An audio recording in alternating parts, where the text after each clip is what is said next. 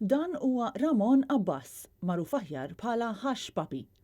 Abbas huwa influencer u għandu 2 miljun u nofs follower fuq Instagram u sa ftit tal-jimilu kien kontinwament titella posts tal-ħajja lussuża li kien qed jgħix. Iżda jidher li dan Abbas għandu rabta ma' pajjiżna u mhijiex waħda sabiħa.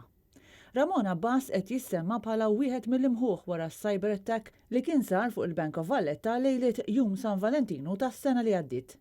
Fl-attakk kienu nsterqu ma' 13 miljun euro li sa issa għadhom ma ġewx irkuprati kollha.